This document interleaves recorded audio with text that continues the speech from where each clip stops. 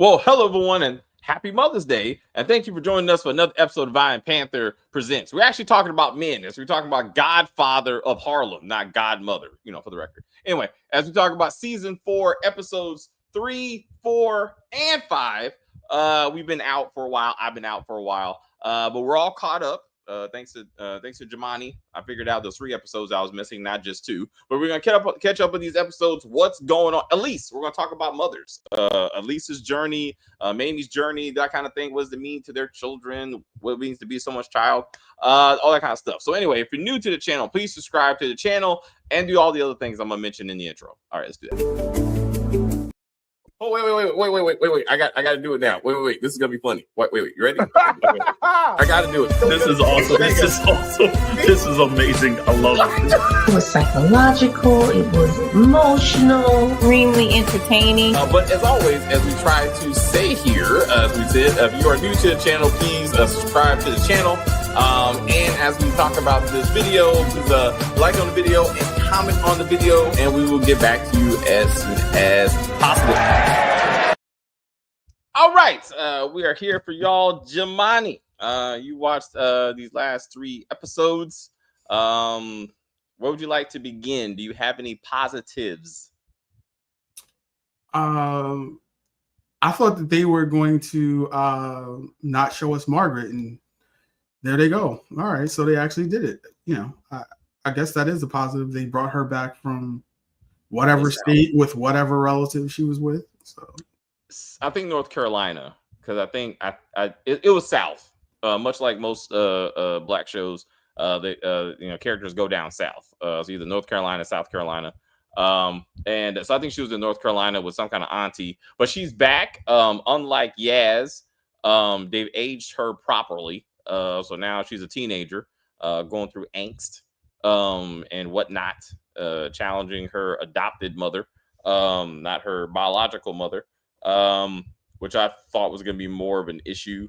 I like the since we're just covering all the episodes and I don't remember what happened when, the whole nice reveal of her killing her father and Ronnie or baby daddy. Yeah, and Margaret saying, "Well, you ain't mentioned him before, then it must not have been that important." All right, so let's there's a lot of actually Margaret related things I want to get into. Episode 3 was more about the march on high school to protect children from being abused. And then we get to I was like, who is Ronnie? Like I was like, did we ever see the baby daddy before? Because there was clearly recognition from Elise's point of view, but I can wait, like that never was a thing, right? Like season 1 or 2. No. So I was like, why are we even doing this shit? Like we both confirmed we never seen this character before. Like this was never an issue of who my daddy was, right? Like Margaret never asked. I don't. She may have asked when it was revealed to her that Elise was her biological mother, but it wasn't like a storyline or anything. It might have just been a quick question or something. So so it was unnecessary because it doesn't speak well to the black community, I guess, and the role of men and fathers in it, that they again. So now we're introduced to Ronnie. He's a drug dealer, but his girlfriend's baby mama was a drug addict. We don't know he got him hooked on the drugs. We don't know anything about that. The way she acted, I kind of felt that he was in the show. I can't remember, but I felt like he was in the show. And maybe she tried to get him out and then he stayed in. So when she says, let's rob our own people to get a Black Panther out of the jail of the white man, I was like, of course, because what else are you going to do but black on black violence? And she was prepared to, and again, they're ready to kill whoever was in that room, which were all black, either drug dealers or drug users, but fuck them, I guess. And then she kills her baby daddy. Did he recognize her before he tried to stab her? There's no anything on this. Like, Or did he think she was just a stranger breaking into his drug den? Yeah, I believe he just thought that she was a stranger. I'm like, they don't even, I was like, wouldn't you wrap up your fro or like disguise yourself in any sort of way? They're in Harlem and they know nobody's gonna give a fuck. So they're like, we're worried about drug addicts in Harlem calling the white cops to say what? Someone robbed us as we were getting high. Someone stole our drug money. That's not a thing. So they weren't really worried about that. Or maybe they were like, we're just gonna kill whoever's in there. So also not worried about that. We can say the same thing about Power Book 2 and pretty much anything Marvin does, because he don't believe in any kind of covering or protection or nothing. Actually, none of them do. Marvin only, and that's another show. What I'm saying is, it's on par that these amateur criminals / social justice warriors that said, hey, to protect the black community from the white man, we need to rob the black community so we can get one of us out of jail. That makes sense. It's not even just the black community. It's I'm robbing my own family because I'm gonna steal the dynamite from my daddy. Well, that's the next episode, Jemani. I'm talking about this particular scene where she not only shoots her baby daddy, then just gets over it. And then it's like, oh yeah, Margaret, I kind of heard your daddy died or whoever. And, no, I killed him. Like, I killed him. No, he just died. And why would you even tell her this? Like, this doesn't make any sense. His death is not going to make the news. Like, no one's going to give a fuck. So why are we doing this?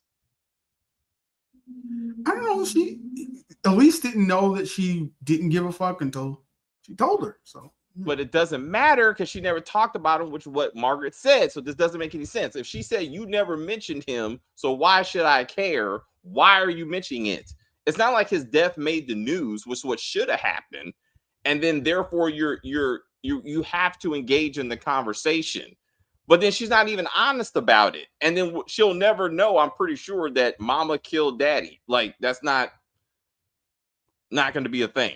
Like, so I'm not even sure why we did any of this. I guess ultimately my point. So I don't know. Maybe they saw the end of last season of Raising Kanan and like, mommy killed daddy. Let's do that here. Right? Damn it. Black daddies don't matter. Now I just want to get that out there. Like, black daddies don't matter on black shows. So it was just hilarious. I thought it was absolutely hilarious. I guess we could save that for Father's Day, but it's Mother's Day. I know, right? So black mothers map. So let's get into that. So we got Mamie. We can talk about Dear Mama, Tupac's mama. Oh yeah. Oh, that's true. Is that Tupac's mama? That's supposed to be Tupac's mama? Yes, Afeni Shakur is Tupac's mother. Oh shit! That's why I was saying that it's such an offense of what they're doing. Okay, so please give everybody the background. Why are you up in arms about this, please? All right, Afeni Shakur is like it's not her given name. It's a name she adopted after she got married and joined the Black Panthers. Her name was Alice Faye Williams. And she didn't get married until November of 1968. And Bumpy Johnson died in May of 1968. So she was never Afeni Shakur while he was alive. So this is not making any sense for Jemani from a chronological perspective. Maybe we're gonna see Tupac's daddy in this. I mean, is he? I don't know. I mean, when is he born? All right, so Tupac has the stepfather Mutulu Shakur, right? Mm-hmm. But his father, he thought it was some sort of I think it was like some gangster or whatever. I forgot. It was between two guys or whatever, and he found out who his real father was later on. But is he born right now? Well, I mean, is he alive right now?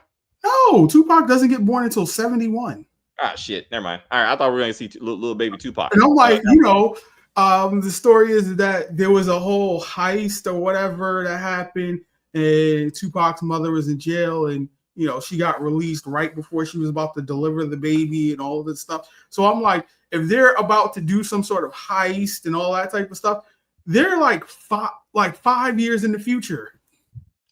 Well, again, if they bring this in this particular character just because of who she is, they might, before she rolls out, she might be pregnant and to be like, so we kind of know Tupac's going to be born. They might go that far with that. But anyway, Elise, so episode 3, mothers. So episode 3, we got Mamie and Elise standing up for Margaret, who's being abused by her teacher in school, causing, and that's how she gets engaged with the Black Panthers, and decides that somehow her straight hair is a form of oppression or some bullshit, and she decides to get a fro, and now all of a sudden she's a Black Panther by the end of the episode.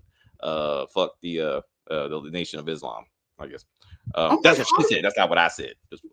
When you see that bruise on her back, shoulder blade, whatever, I'm like, how could you get that from a yardstick? Like, you'd have to be hitting them at such an angle to cause that actual wound. Like, well, that's your problem.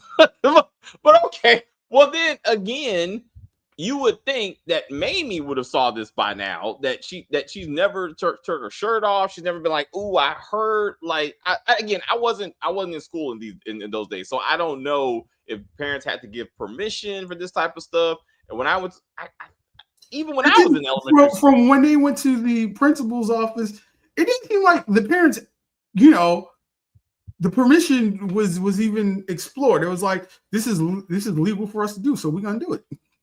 So I know, again, he's white. The principal's white. I get it. We're trying to get some kind of racial oppression, some bullshit, and I'm like, I'm sorry. Like, this ain't it. Like, this ain't it for me. Black parents believe in whooping their kids. Like, that's a thing. Like spare the rod, spoil the child. Like, if anyone believes in beating a black child, it's a black parent, especially a black mama. So I'm not even sure like where we're going with this black shit. mother, but I'm like, I don't think that anybody is like, yeah, I want a white man beating my black daughter. So really, it's racism. So it's like, I just want my black people to beat my black kids, basically. Well, yeah, because so that's ridiculous. But this wasn't the one for me. I'm sorry, this wasn't the one for me, because we're always like, I know how many times my mom said the reason why people are in prison because they didn't get beat. Like, this ain't the one for me. But and then for Elise to be like, was it Elise who was like, are we in a school or a slave house? I was like, what the fuck are you? I gotta counter that. I'm like, do you know how many people were probably in jail because they were beat? Right. That's what I told her. Like, I'm like, what the? I love Mom. I was like, Mom, what are you talking about? That doesn't even make sense. But anyway, that being said, for them to be like, is this a slave house? They didn't teach you in a slave house. There's no education in the slave house. I'm not even sure how we making this connection. But it's like, but to your point, as long as there's white people in charge of this school, they can't punish our kids. That's what black parents are for, I guess, or black principal. Lean on me, I guess. Like that, like that's okay. This looked like a Catholic school. I could see if it was public school, but this seems like, well, he should have been in a priest, something like. I didn't see no kind of Catholic anywhere. Like, no, I'm saying like her uniform that she was wearing to school.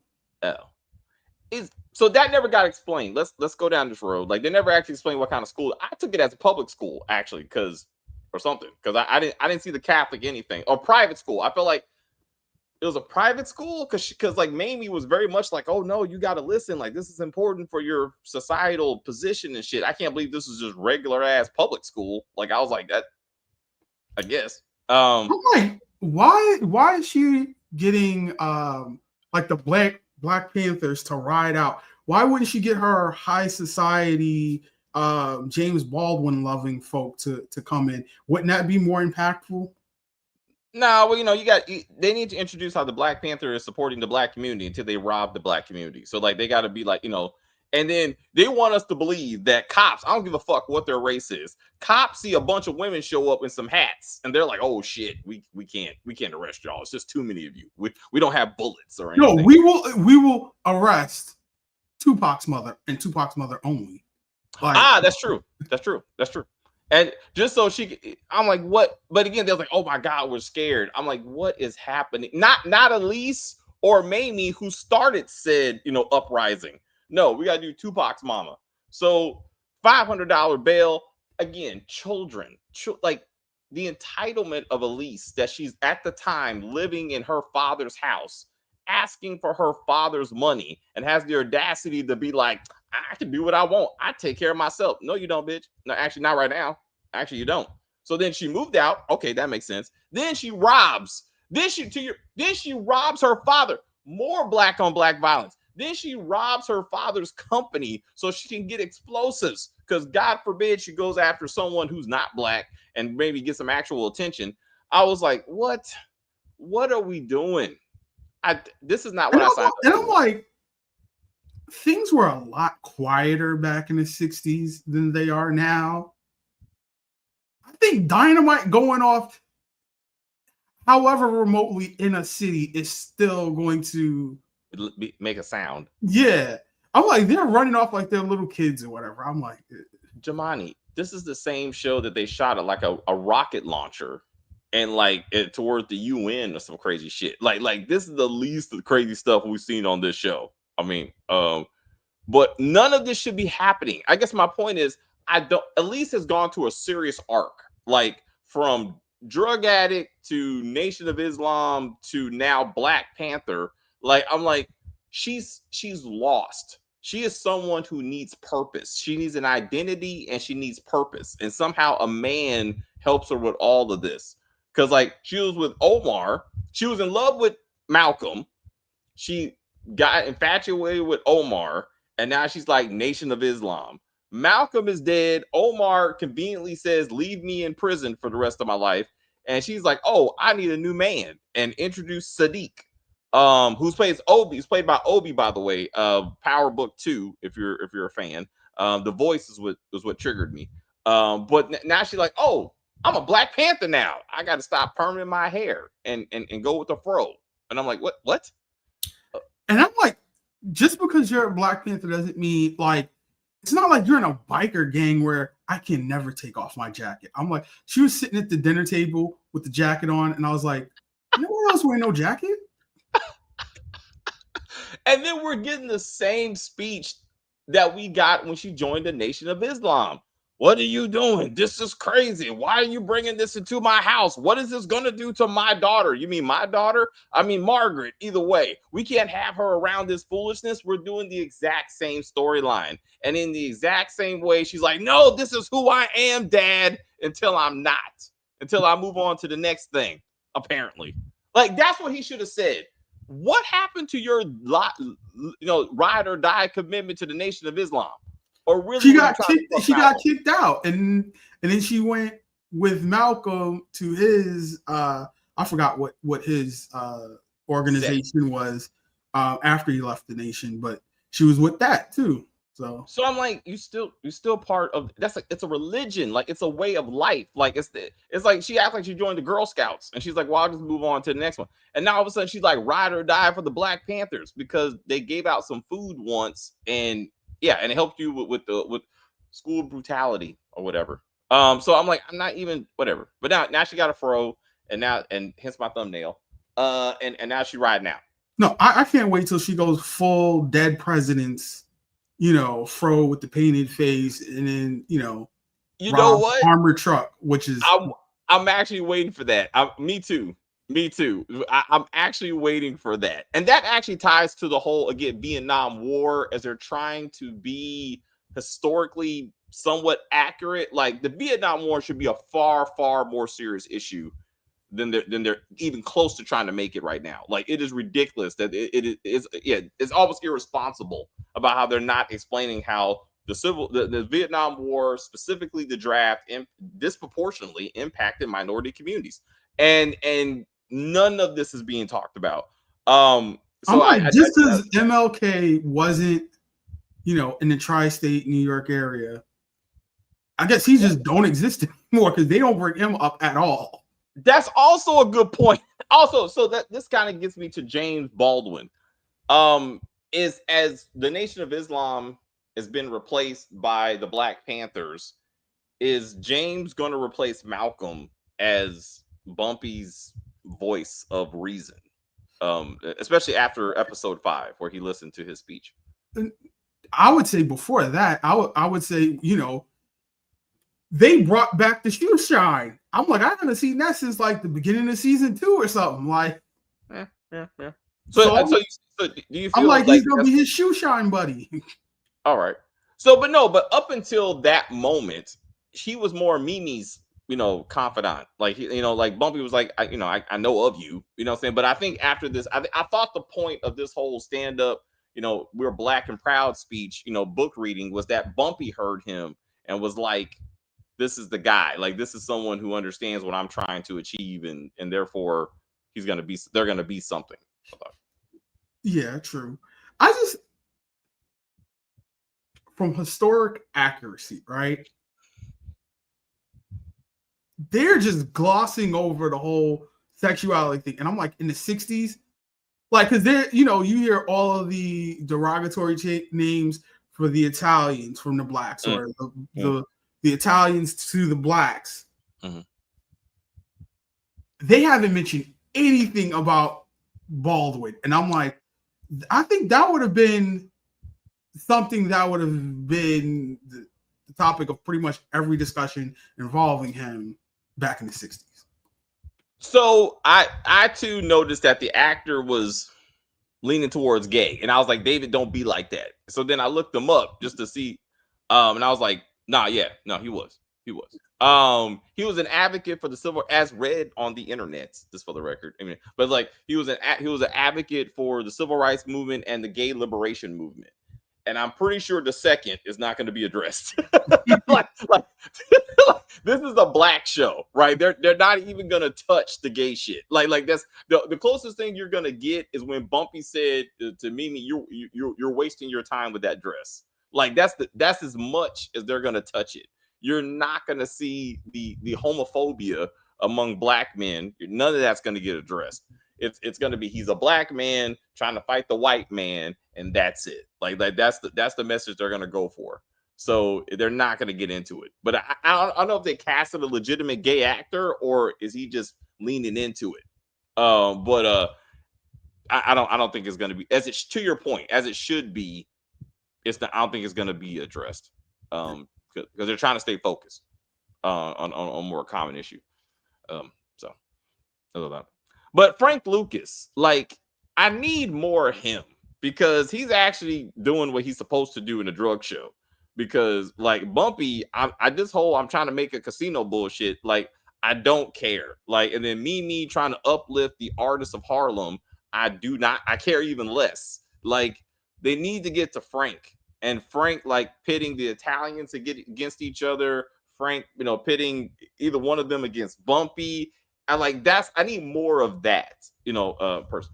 What Frank Lucas is going, we know where his story is going to end up. He's going to basically be like the underboss or the protege of Bumpy. And I'm like, from the way things are going right now, I'm like, I don't see how that could ever happen.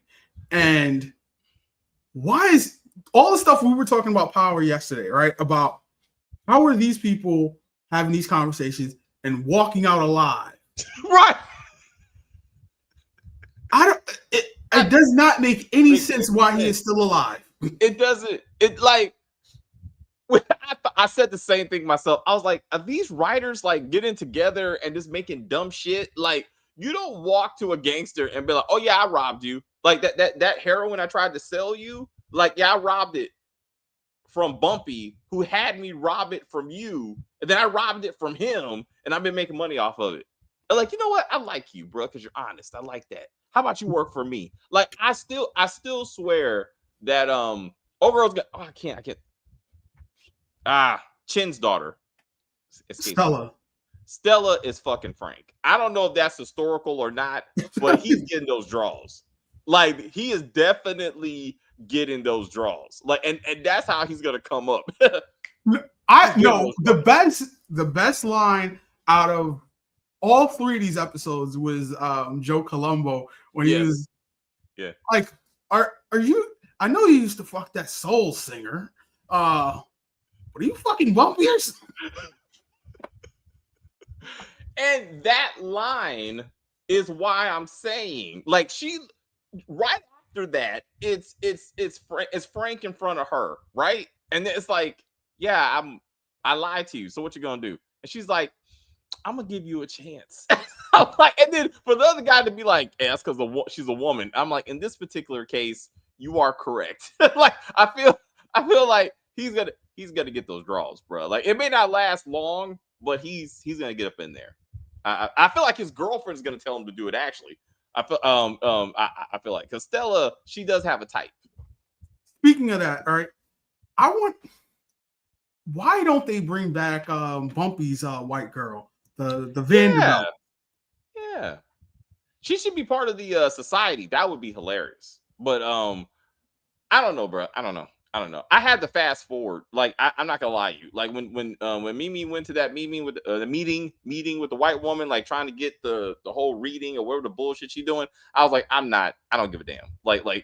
Just let me see like Frank and Bumpy, but I give no damns about Mimi. Like whatever she got going on. It would have been nice. She's basically doing the same thing she does every season. It's just now she doesn't have Powell or whatever to be vying for something with. So it's like, all right, give her these high society folks or whatever. Yeah, I mean, because he's doing big things now. You know what I'm saying? So he got movies lined up, TV shows. So he don't have time to do Godfather of Harlem. And Chin, he's busy doing Daredevil. You know what I'm saying? Like he got things going on. So they had to easily write him out, but didn't kill him. So if things slow down for him, he could come back to this show. That's smart. But that's how you do it when you're an actor who's like, I got to make sure I got home to come back to come to. Don't kill me off. Just send me to Florida for a couple of weeks, and then I'll be back in season 5. This show needs to be canceled. We need to circle back to this. Like, this needs to be it. Like Frank needs to take over, and we're done with this because there's another 2 years of Bumpy Johnson's life. I'm like, he's getting frailer and frailer, and the chicken bone is starting to look deadlier and deadlier. I'm telling you, bro. Like they need to speed. I just feel like this is gonna be the last season. They may go to 5. They may go to a solid 5. But because Frank still needs to become who he is. Like he still to your point. Either he needs to be this. Maybe he cannot kill Chance. He kidnapped Chance. There's no realistic way that he goes from that to Bumpy's right hand man. That doesn't make any sense. I mean, you're right. And then he just turned on Stella. Like again, as much as I was saying he was going to get the draws, I don't know how he comes back from this from Stella's point of view and the Chin family's point of view. I don't understand how. I don't know.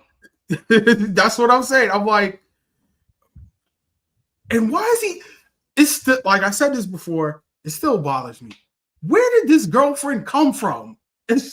He just got in town, but he's talking to her like we high school sweethearts or something. Like, yeah.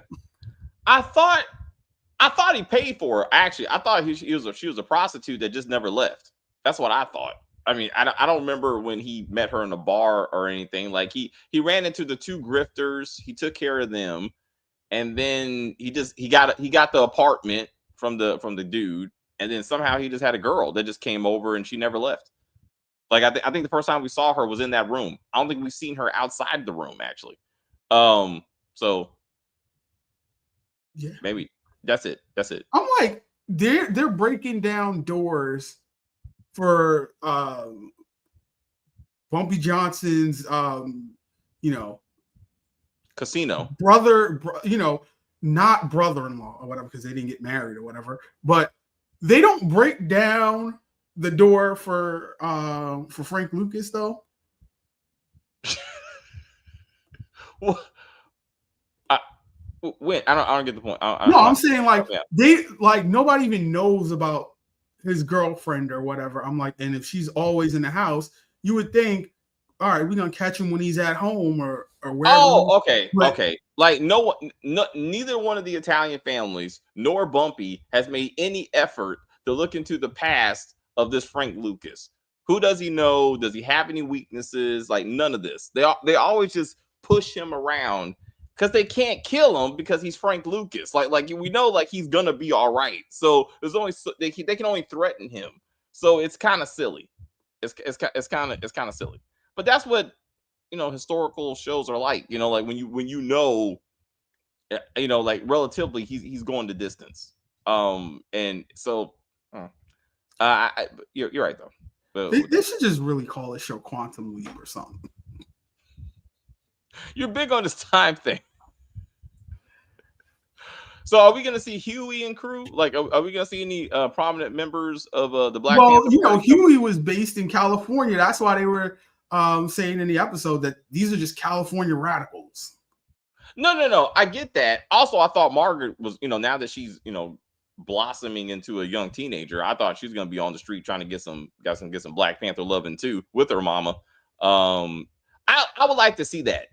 Not like in the act, but I want to see her like, maybe try to date a Black Panther, and then her actual mama is trying to date a Black Panther, and see how that works. And and does she just discourage her, to be like, no, this is not for you. I'm the one out here robbing dad, and blowing up cop houses and shit, like cop precincts and stuff. Let's talk about. I would like it better if Margaret introduced Elise to the Black Panthers, and then it was that wedge between Mamie and Elise about one wants the Black Panthers, one doesn't, and Margaret is more for it with Elise or whatever. All right, you know what? You're right. That would be more consistent with Elise, that she committed to the Nation of Islam regardless of Malcolm or Omar. Like this religion saved her from drug addiction. Like she'll make her own. She'll establish her own version, but she's there. And now her daughter also gravitates towards some kind of social group, and that's the Black Panthers. And it's like the conflict between the two, and maybe so they can meet, they understand each other. Like, so then like maybe Margaret is the one that joins the Black Panthers. Hold on, I just remembered this right now. At the end of last season, didn't they drug Elise up with a whole bunch of heroin and then just drop her off? And then the season started back, and it was just like it never happened. Yes. And she was like, "Don't do it." Yeah. Unfortunately, they did. They did that. Well, I mean, she just got over it. I guess, what I'm saying? Like, she cleaned herself up, and she was fine. I guess, she went cold turkey or methadone or whatever off camera. And she off camera, and she fine. But now, now she got the fro, bro. So she dropped everything. And now she's just a new person, born new. Another great scene was the union boss when he was leaving the office, and Chance is going to sneak in for the financial. This is so New York. The white guy comes up and he's speaking in another. It's like, I don't know what the hell you say. And the woman says, "What are you doing in this neighborhood?" And he's like, "I'm a janitor. That's what I'm doing here." I thought it was a good moment for comic relief. It's realistic. I mean, I like you don't belong here, sir, and he didn't belong there. I thought it was kind of weird that all of a sudden he was some kind of forensic accountant, that he could look at all these pieces of paper and numbers and know that these were the legitimate books and these were the counterfeit books, and he just hand them off to Bumpy to be like, "I got the evidence." I'm like, that's a bit much. But we got to keep the story moving. I'm like, it shows progression, because I remember I can't get it out of my head, his character in Boardwalk Empire, and he couldn't read a word in that show. So I'm like, wow, I did not remember him in Boardwalk Empire. He was the guy who was going against Chalky White, and then he ended up becoming Chalky White's right hand man, kind of sort of the way they're trying to do with Frank Lucas in this show. Yeah, all right. I remember Chalky. That's it. I mean, he's the only he's the only black person. I'm sorry, I may have racist. He's the only black person I remember. You don't remember Jeffrey Wright when he went up Yeah, against? yeah, you're right. Those two. That character was awesome. But, and then Chalky, and then his anyway. That's another review for another show. A great show. But yeah, I do remember him. And then the black woman that was Chalky's demise, which is ironic because he's gay. So I was like, he's a good actor. He was a very good actor. Anyway, the property deal. I was also like, word, like this is what we got time for. And the guy was like, you're nothing but a thug. Your sister that we never heard of, is she died because of you. I'm like, okay, and hey, bro, let me go up to uptown white person's office and show you how they're going to, basically kick you out and gentrify, the neighborhood, and you ain't got a place to live anymore. And now he's like, I'm siding with Bumpy because he's a good man. All of a sudden, no, because they're gonna turn the Apollo into a parking lot. Like, where's the Apollo? Like, okay. It was again. I'm not sure what we achieved, but again, Bumpy's gonna save the black community with a casino, because not a school or anything, a casino. Like, I'm like, oh, okay, Bumpy. And he's fine. I do like Chance trying to speak reason to him. You can't go it alone. Like, you're like, that's not realistic. You know what I'm saying? Like, if you put your pride to the side, we can still achieve the goal. And I don't know if that's them trying to write Chance off, like, or something, like he lost his nerve or something, or maybe Bumpy's like, I don't need Chance. Like, maybe Frank turns coat again and helps Bumpy take down both Italian mobs somehow. But ultimately, I mean, he's going to be their supplier. I mean, once he becomes the heroin connect. See how that goes. I don't know. But I do like Chance. I thought that he was trying to be realistic in this situation. I'm like, when he said you don't have to jump off a cliff to show that you ain't afraid of heights, I was like, yeah, that's a great one. It is. I mean, I was like, that was pretty solid. Whoopi Goldberg. I like how she comes in, does a couple of scenes, and she out. She still gotta get paid. And I get her situation. She's like, without the heroin, you ain't really making a lot of money, Bumpy. And I respect that in episode 5, he's still not selling heroin, but Frank Lucas is heroin. So as I'm understanding, so like, I'm trying to see how this works. If does Frank convince Bumpy that he has to go back to it to achieve his goal? Is that what we're going to try to do? I think it's a matter of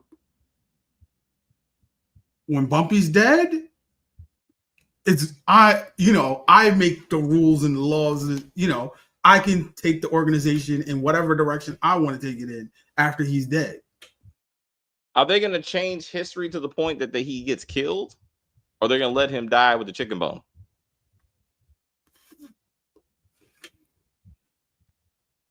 I think he's gonna. I think it's gonna be like the chicken bone or whatever. Like, kind of. They go through whatever big battle, and then the next day he's at the restaurant eating breakfast, and he just dies, and that's the end of the show. No, I mean, I hear you, but maybe they should pick the better historical character, because that's not a good way to go. And there's no respect in that. And then you can't have Frank being like, I took over from the man who died from a chicken bone. Like, it just don't have the same oomph. You know what I'm saying? I got to go back. Did that happen in American Gangster? In American Gangster, he has a heart attack. Okay. They're like in a like a TV store, and he's just sitting there, and he just has a heart attack and just dies. All right, so maybe they take a page from American Gangster and be like, he can't be killed, but we can't have him, can't go out like that. Which was awesome. Like, I mean, American Gangster was a outstanding movie. I just need more Frank Lucas, bro. And I right now he needs to get a crew. you know what I'm saying, and do something, because right now he's just a like Robin Hood or some I'm shit. like, all right, you're fresh off the boat. You're not off the boat, Fresh but off the fresh boat. the bus, right? There From you go. North Carolina, right? Yes, everybody comes from North Carolina. Yes. How do you know how to cut heroin? All right, you got me.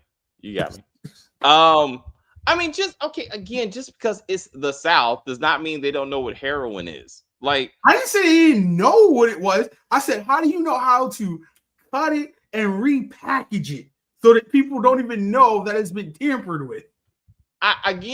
Okay, so it doesn't, whether he's from North Carolina or not, the average person don't know how to do that. I mean, that's a better question. Like, we still got to answer the question, how much heroin experience did he have? He didn't Google it. So I'm saying, like, how the fuck did he? You're bringing up good points. I'm saying you're bringing up good points, but bigger issue is just like, what was his genuine heroin experience, which we have no backstory on that. He made it seem like he was just running around North Carolina, trying not to be killed by the Klan, and then decided to get on a bus to come to even equally racist New York City.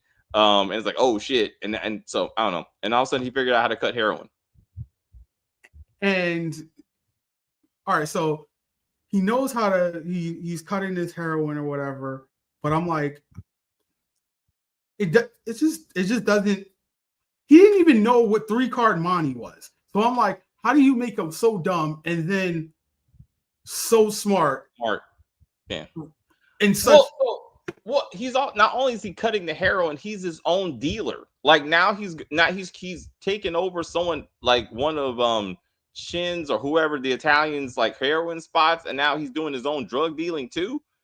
So like he didn't even bother to try to get a couple of people to be the corner boys, if you will. Like he's doing everything himself. Like that seems like a lot.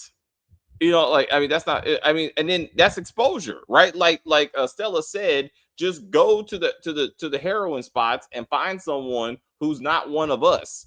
So I would imagine that they hired local black people to run the place, that they don't have Italians running around Harlem, like managing the heroin locations. Like that doesn't, like, we don't, that's what I'm saying. Like, you would think that there are been employees there that just like Elise ran into, excuse me, like Elise's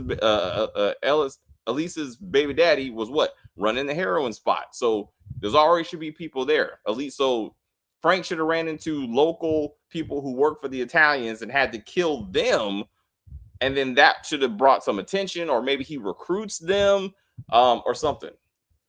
It just seems weird that he's also dealing. He's supplier and dealer. And I'm like, how stupid is he to pawn that ring? Like,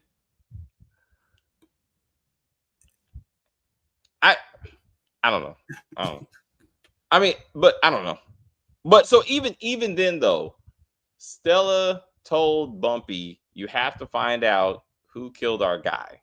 Like, that still hasn't been answered. So, but Bumpy still goes to Stella for this and goes to Stella for that, and she'd be like, wait. No, like, no. What are you talking about? That hasn't been answered. He said,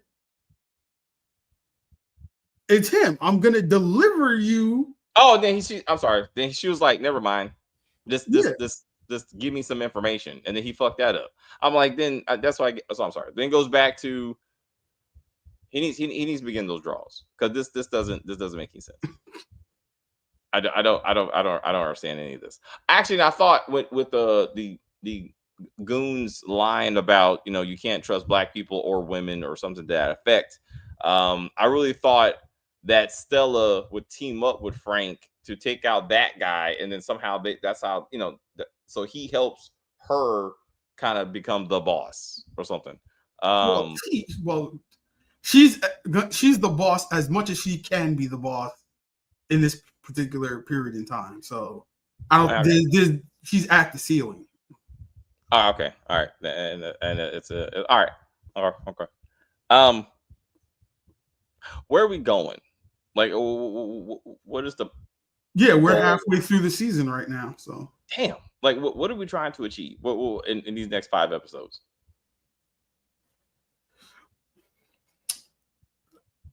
we're gonna take the whole entire Black Panther movement and condense it into 10 episodes or so, and the same way that the CIA and all in Cuba assets and all that stuff came in last season, we will see the FBI, COINTELPRO infiltrate the Black Panthers and all of this type of stuff. Yeah, and destroy them from within. Yes. Yeah. So Sadiq is gonna fall victim to the FBI entrapments. As Elise falls in love with him, and then maybe she has to put him down. I don't know. There you go. All right. When did Huey get shot?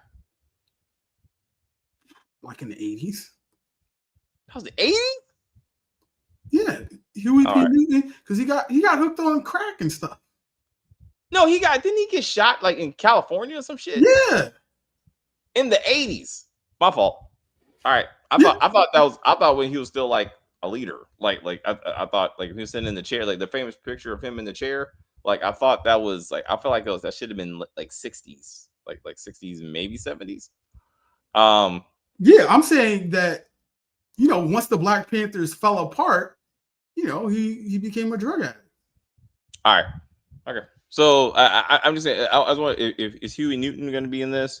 To some extent, is he going to be on TV? Is he going to like make a travel to New York City? Would be interesting to see how that works out. What else? And Jamani brings up a good point. August 22nd, 1989. Oh damn! Everything happened in 1989. All right.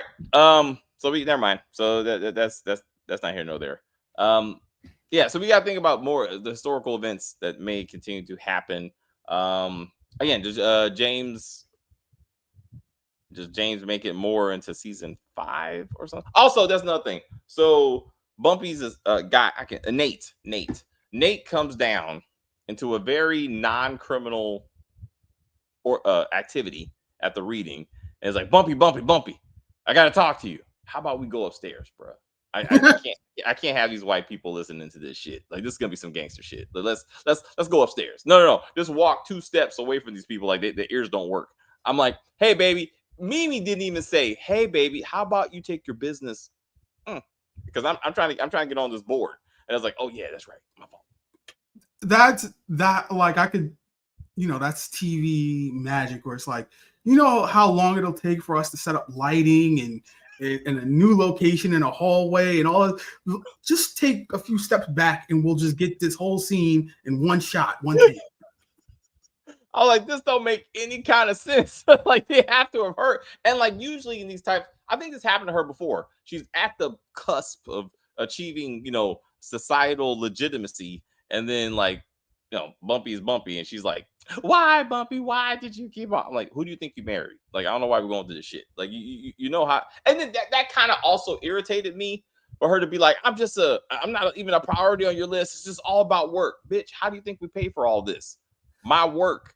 This shit ain't free. You know what I'm saying? To that point, right? Is so reminiscent of the season finale of season 2. When Bumpy was supposed to be there for the Doogie delivery, but no, he's on the other side of the wall, holding guns, with Malcolm or whatever, right? At the window. Oh yeah. And the heroin just burns up. And he's supposed to be there for this deal, but no, he has to go with Mimi to Baldwin. So everything goes bad in his absence. All right. Thank you, Jamani. I like that. It's just, I'm like, how many times either you're a gangster or you're not, right? But I'm like, but James calling, I guess with James calling Bumpy out at when they first met at the reading, and that's Malcolm did that. Like Malcolm was again that voice of reason to be like, who are you and what do you stand for and that sort of thing. I think Bumpy's gonna respect that. But I don't know if that's why they introduced him into this season for that, to kind of be that, that true social pillar. And how does his movement compare to the Black Panthers? Because I don't see him mentioning that. Like this is all part of the process, or they're counterproductive or anything like that. Um, I'm like, I don't know that much about James Baldwin, so, but for him to, be totally opposed to James Baldwin and be like, you ran away, you went to Europe and all this other type of stuff. And then, after a conversation with Bumpy, then all of a sudden he's more militant or something. I don't like, I'm like, I don't know if he did an about face or how much of an about face or when his about face happened, but yeah. So I like the character that they're doing diversity from at least a sexual orientation standpoint. It'd be interesting if they explore that. And does that give Bumpy pause to like work with him? I doubt it. But it would be interesting if they explore that part of the movement and his efforts to do, and how that impacts the black community, like gay people in the black community that are black, and what that means to Harlem. And then where does it go? I don't know. But again, Doogie is coming because that's what Frank Lucas is. So we still got to get all that. So are we going to see him establish his network? And when is that? He's one dude. He's one guy with a small stack of heroin that he stole from the Italians. So once that's done, what's his next move? I don't see how he steps up on his own. And with Stella's just making bad decisions. They try to make her look smart, but I'm like, why are you talking about La Costa Nostra business in a crowded diner with, I forgot what her the soul singer's mother's name is or whatever, but I'm like, oh yeah, I'm like, what? And she's like her consigliere or some shit. She loves that man. I don't. Again, I'm not. We talked about this. I don't know why they brought her back. I don't know. It's like bringing back old boy's the father and Power Book 3. Like why? Like why are we doing this? I don't know. I'm maybe like I'm glad Omar said, "Leave me alone." Right? I just can't handle any more with you. Like, don't come back here again. So yes, ways to get characters and therefore storylines off the board so we can move on to other things. Again, he just got replaced by Sadiq, so she has no time to kind of rest and be like, "Who am I without a man?" Like now she's just moving on to the next one. So at least she's less deadly to men than Stella is, because that's why I'm like I know Frank is gonna be okay, but if he wasn't Frank Lucas and he started messing around with Stella, I'm like, he dead as fuck, bro. Like she ain't good for you. Like somehow Joe Colombo's alive, but he went to jail. So I still put that into, you need to leave Stella alone. Like she is not good for you.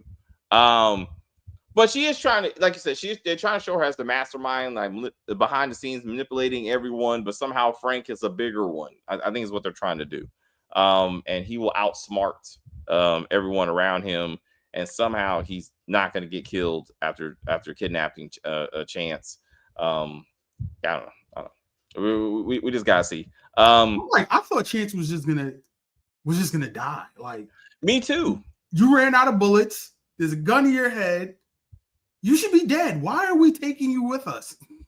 Because he's a main character, and we can't show Frank killing a main character. Like because then you don't like Frank Lucas, and we need to like him. So there you go. I don't like him at all, right? Like, what have you seen about Frank Lucas so far that you like about the character? I'm like, there's nothing. In the sense of, again, he's supposed to be the up and coming, hungry, like drug dealer, like entrepreneur that who he is, who he's gonna be. So that's what he hasn't beat up a woman, saying he hasn't really hurt anyone that we care about, that we know. So he's still he's kind of a good looking guy, he's charismatic, and he's working his way through the system. Like he kills Chance or Nate. Now he's a villain. Now he's a legit villain. So you can't have that. So, if Chance goes out, it will be by somebody else. But it can't be Frank. Like he's not the bigger villain. You know, like as they're trying to frame him right now. He's just that the next guy, you know, type of thing. I'm like, whoever thought it would the most dangerous profession in this show would be Concrete maker. Yeah. And yes, that is very true. And yeah, man, did Frank kill both of them? Yeah. I'm like, I don't know if the second guy was bleeding out. I don't know if he actually fully died yet, but yeah. I'm like, how did he get his body, the first guy, all the way up into the mixer by himself? And what was the point of that? Off camera. I don't know, bro. I don't know. All Joe said was get him to pay $1,000. So it just went. He should be mad because he's like, I was trying to get him to pay money, not kill the guy. No, he said, yeah. And what if you don't pay? Then you don't get paid. So okay, that's not the same thing as kill the guy. It's make sure he gets paid. He shouldn't have got paid. He said if he doesn't pay, then you don't get paid. If he's dead, he doesn't pay, which means you don't get paid. That should be the lesson learned. You're not getting shit because I didn't tell you to kill him. I told you to get money out of him, so you ain't getting nothing. So the fact that he paid him doesn't make sense. That doesn't make sense. That was not the mission. I guess this is where Raising Kanan, you know, gets her story. They have learned the lessons of that time, and that's why they're just killing people. There's random people who's supposed to be paying. Like just kill them. Yeah. I don't know. And what? Well, the difference is Frank versus Marvin. Marvin killed people. The last two people, really, the first two people. The bookie. When he killed the bookie, that was his ego because and this was seemed like to be more or less the same thing because he stabbed the guy because he was like, man. Who are you? No, so again, I disagree. This man was choking the shit out of him, and that was self-defense. Like, and he didn't shoot him, like he stabbed him. So it was closer to more hand-to-hand combat. Like Marvin was in no danger when he shot that bookie. That bookie just upset him. Just like when he killed that Asian dude. That the guy was not a physical threat. So I mean he just shot him. So I'm like, so at least Frank was in a dangerous situation relatively, and he was defending himself. That's all I'm saying. But still very similar. You poke somebody one time, he backs up, he's against the car, he's bleeding out or whatever. He could have left him, and the guy still could have went to the hospital, got patched up. He just finished him off.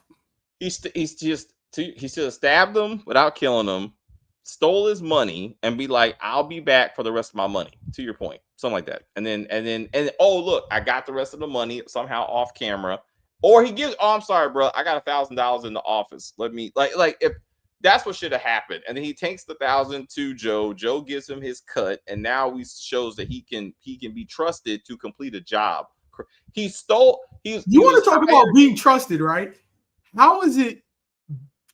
It's mirroring scenes, right? It's Joe Colombo with the union boss, right? Uh-huh. And then you have Stella with Frank. Colombo says, I can't take a chance, and just shoots him in the head. He's like, yeah, you're the godfather of my kids. I'll do the time if I have to. I just can't take the chance to kill him, right? Frank tells Stella all of this shit, and she's just like, I'm not gonna kill you. She is Frank Lucas, just historically, and she wants those draws. Like, I feel like it needs to come. And I mean, or she does, you know what I'm saying? Like it needs to happen, or this is really going to be silly. But Joe let him walk away. Bumpy let him walk away, so he can't really be touched, just because of who he is. So it's almost there's no story to be told right now. That we're going to be like, oh my god. If Frank Lucas's girlfriend was even Hispanic or Puerto Rican or whatever, like his wife is going to end up being, that would make more sense because you're like, all right, well, she's going to make him into the man that he's going to be, or yes, he's the ride or die or whatever. Yeah. But this chick is going to be gone in a year or two. Yeah. So I mean, yeah, she's expendable. I'm not saying she definitely is expendable. But he should by now, by episode 5, he should be establishing his crew. and coming up with a plan to establish his own operation or better infiltrate Bumpy's operation. But that's not happening. So again, I'm interested to see how they bring this back to historical accuracy when it comes to that. I'm like, are we gonna get to the coffins? Because if we talk about Vietnam, are they gonna try to bring that into the Bumpy timeline as well? If they should be, yes, if they were properly addressing it, then it would make more sense to be like, wait a minute, this is an opportunity, type of thing. But they're not. So I don't know if we get there. One, I mean, Frank has to be in charge. I mean, I don't think Bumpy was doing that. So Frank, that would be a whole other show. Really. And maybe I don't know if this show is that popular that they make a spinoff for Frank. I don't know if that's the plan, because right now I'm not seeing it, if that's what. But I think they would have announced that, like, this is the final season, da da da. Or maybe the plan is they go to season 5, they finish with 5, and then they're like, hey, we're gonna try to do a spinoff with Frank, and maybe they're just testing to see how people respond to him. I don't know. Yeah, because I'm like, he's in all the advertisements. I'm like, they've never had, like, when they come back from any season, this is the character that's going to be featured in this season or what. They never done that before. Yeah. They're I mean, like I said, he's behind me, right? So like they are putting him up front and center. So maybe they hand him off, not this season, but maybe they're trying to go to season 5, they hand it off, and it ends with him on top, or at least taking the reins or something.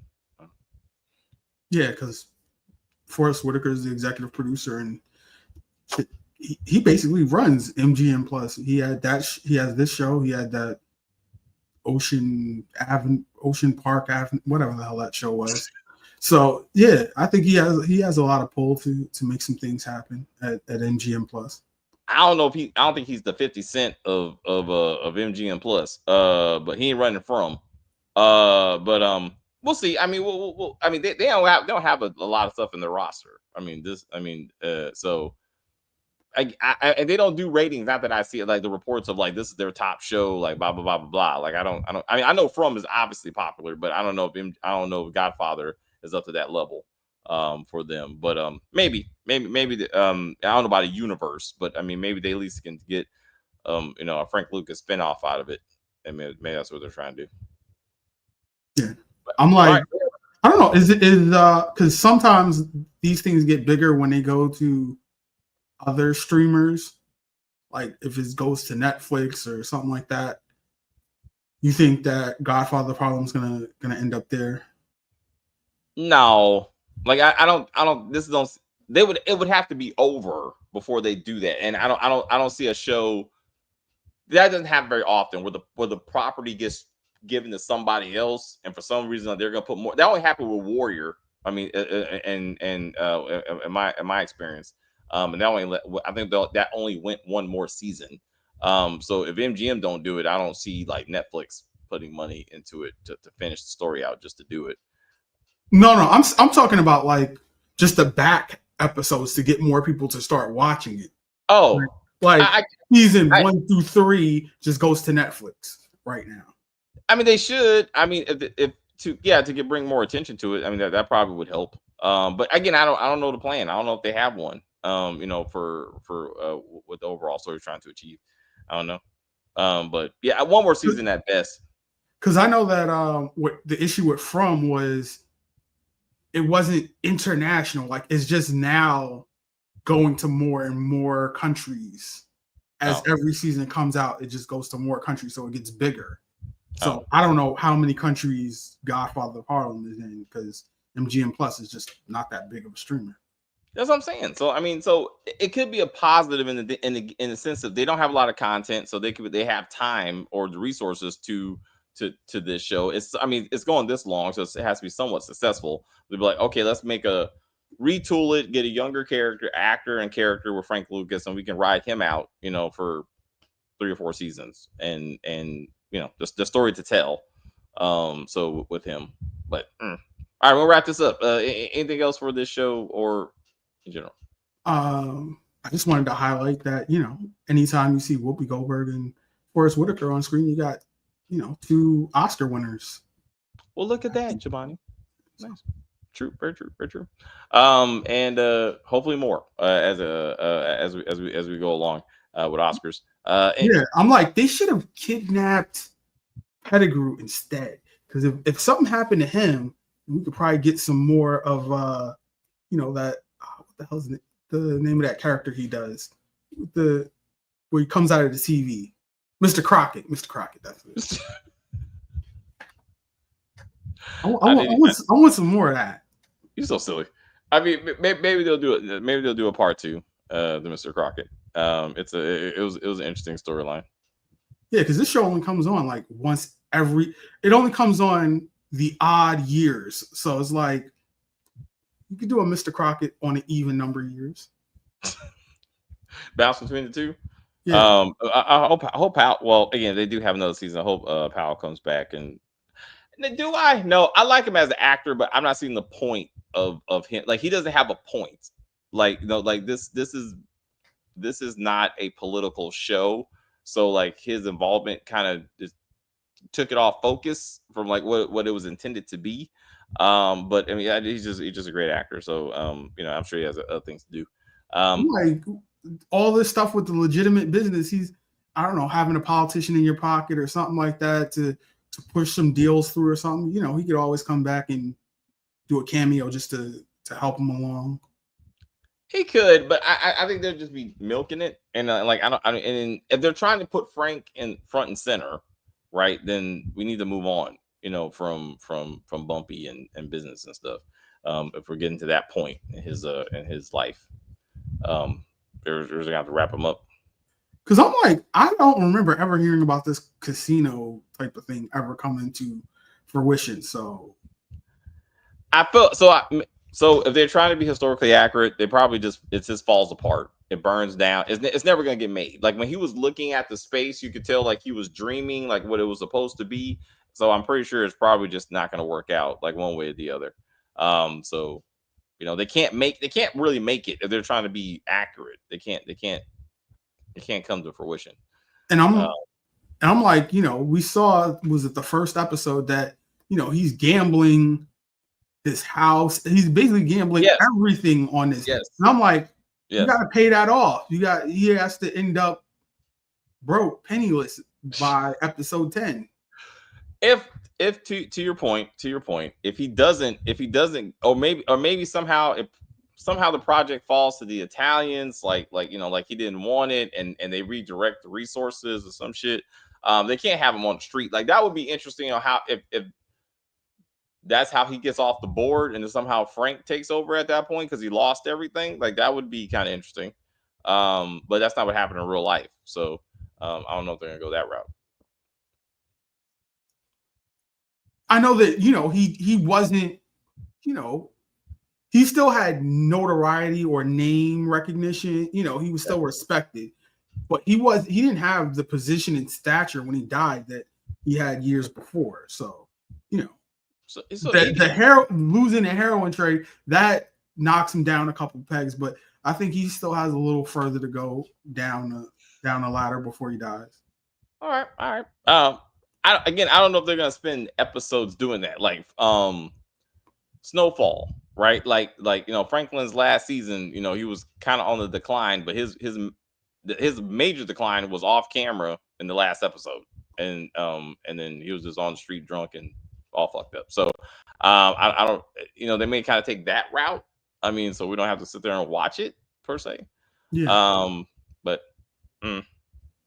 like Boardwalk Empire, like I mean, they brought that around, and then Nuck just got shot in the face, and that was it. They had to do that time jump. So if they get a season 5, you can skip 67 and just go to 68. That's true. And I think we probably won't be able to notice except for like Margaret, I guess, as she matures. And I'm like, he dies in May of 68. MLK dies in April of '68. You could do some stuff with that. Okay, you're right. But first they have to introduce MLK like he matters, which they have not. So if they did that, then it would mean more. Mimi don't even say it. James doesn't even say it. Like all we got left is is Martin, and like that you hear none of that. You hear absolutely none of that. Even the white people aren't mentioning him. So that's kind of weird. Like somehow James is the new civil rights icon. So that's a little bit odd. In the sense of the two. So, but again, I don't know. I don't know enough to be like, I don't know what James' relationship was to Malcolm. I mean, or Martin, actually. I mean, I don't know. Did they know each other? Were they, were they peers, or whatever? I don't know. So maybe I don't know. Maybe Malcolm doesn't need to be put into. They're trying to give him more context, more social context. But all right, any final comments? Like, comment, subscribe, share the video out, put your notifications on. See you guys next time. You will. Thank you very much, Jabani. I'll see you in the back.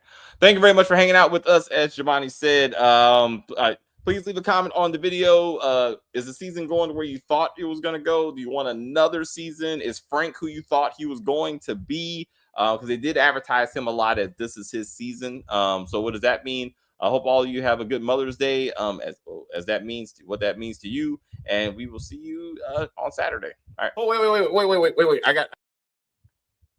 I keep on messing this up. I'm doing right.